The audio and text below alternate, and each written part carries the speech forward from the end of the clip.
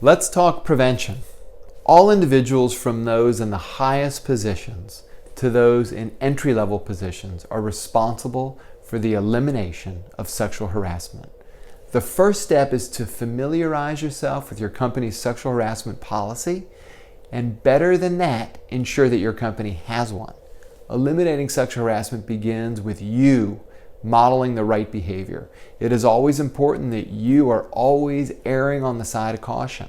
Before you act, ask yourself, would I want to see my behavior broadcasted on the local news or social media? Or would I want my spouse or children to be aware of this behavior? Finally, would this behavior make my mother proud? Remember, the standard for behavior in litigation is what a reasonable person would find to be appropriate or not. Certainly norms change, and it is in our interest to be aware of these changes. Company culture should drive the elimination of sexual harassment also. Trainings are an ideal method for leaders to guide the culture of their businesses. In addition to including sexual harassment training for all onboarding, companies should consider implementing yearly sexual harassment training or workshops so that they are the primary influencers regarding behavioral norms. You want to be in control of your company. This is not an exhaustive list, but annual training should include the following 4 items.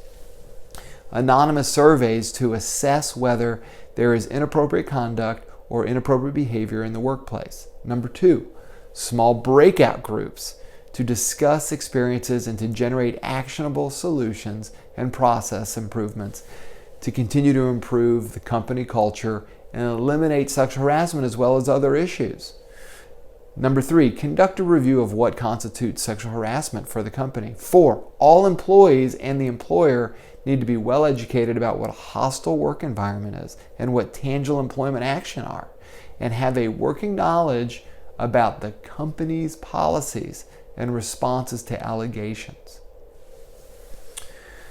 So, a few more considerations. More prevention. So we want to remove reporting barriers by appointing a female personnel officer within HR or outside of HR as a representative, and I mentioned this earlier, to hear all initial sexual harassment complaints. Or companies should consider creating an ombudsman position as the receiving person for sexual harassment complaints.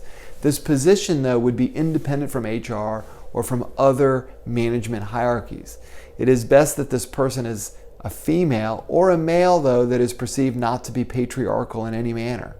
The ombudsman would then take the report and help the accuser determine if a formal complaint should be made or identify how else to manage the problem through coaching or other resources. Consider resolving the case through mediation or the ombudsman or ombudsperson themselves or through HR.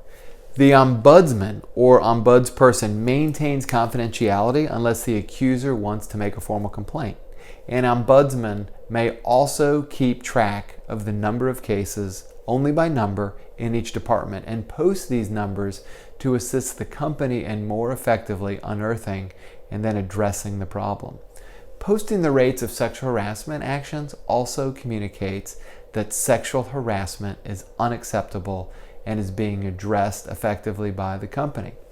Further, companies may consider creating a sexual harassment task force, which includes an annually rotating leader and body that interview and survey employees monthly or quarterly to keep track of potential problems.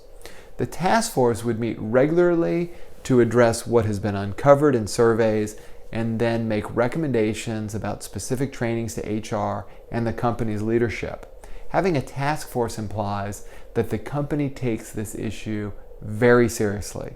Also, having a task force translates to quick identification of the level of actual problems from the voices of those with boots on the ground, and then addresses the problem directly, influencing management.